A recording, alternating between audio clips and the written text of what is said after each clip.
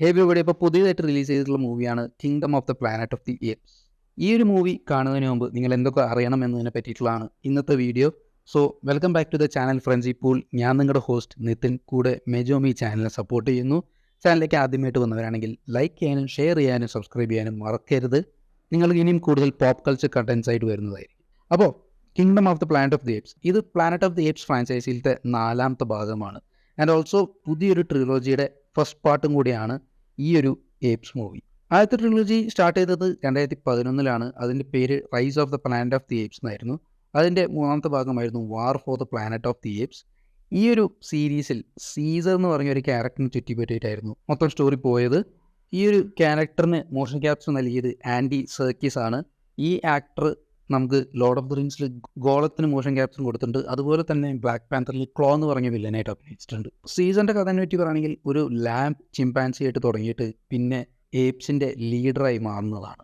Kingdom of the planet ഏപ്സിനെ പറ്റി പറയുകയാണെങ്കിൽ ഇത് 300 വർഷങ്ങൾക്ക് ശേഷം നടക്കുന്ന കഥയാണ്. സീസറിന് ശേഷം, അതായത് സീസറിൻ്റെ ആ ഒരു കാലഘട്ടം കഴിഞ്ഞിട്ട് ഒരു പുതിയ ചിമ്പാൻസിയായ നോവേനെ പറ്റിയാണ് ഈ കഥ നടക്കുന്നത്. ഫ്യൂച്ചറിൽ ഏപ്സ് ആണ് മെയിനായിട്ടുള്ള സ്പീഷീസ്. അതുപോലെ ഹ്യൂമൻസ് ഒരു വൈൽഡ് സ്പീഷീസ് ആയിട്ടാണ് കാണിക്കുന്നത്. ഇതിൻ്റെ കൂടെ തന്നെ ഒരു അപ്പിയറൻസ് കാണിക്കുന്നത് ഫ്രയ ആലൻ ആക്ട്രസ് അഭിനയിക്കുന്ന ഒരു ക്യാരക്ടറാണ്. ഒരു ഇൻ്റലിജൻ്റ് ആയിട്ടുള്ള ഒരു പെൺകുട്ടിനെയാണ്.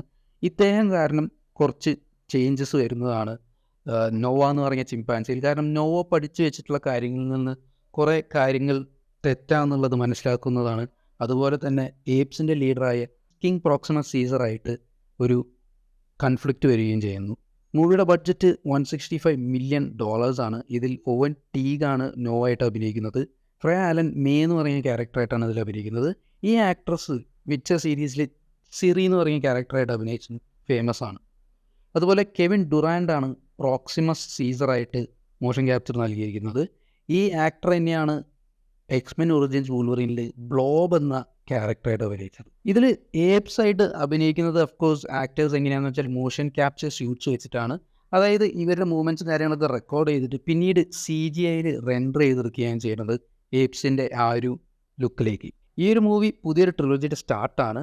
നമ്മുടെ ഒറിജിനൽ പ്ലാനറ്റ് ഓഫ് ദി ഏപ്സിനെ പറ്റി പറയുകയാണെങ്കിൽ, അതായത് 70s കാലഘട്ടത്തിലുള്ള പ്ലാനറ്റ് ഓഫ് ദി ഏപ്സിനെ പറ്റി പറയുകയാണെങ്കിൽ, ഒരു ആസ്ട്രോണോട്ട് ഒരു പ്ലാനറ്റിൽ ക്രാഷ് ലാൻഡ് ചെയ്യും. പക്ഷെ പിന്നീട് റിയലൈസ് ചെയ്യുന്നത് അത് എർത്താണ് ഫ്യൂച്ചറിൽ നിന്നാണ്. ചിലപ്പോൾ ഈ മൂവിയും ഇതിന് ശേഷം വരുന്ന സീക്വൽസും ചിലപ്പോൾ ഈ ഒരു ഐഡിയയിലേക്കായിരിക്കും ചിലപ്പോൾ നീങ്ങുന്നത്.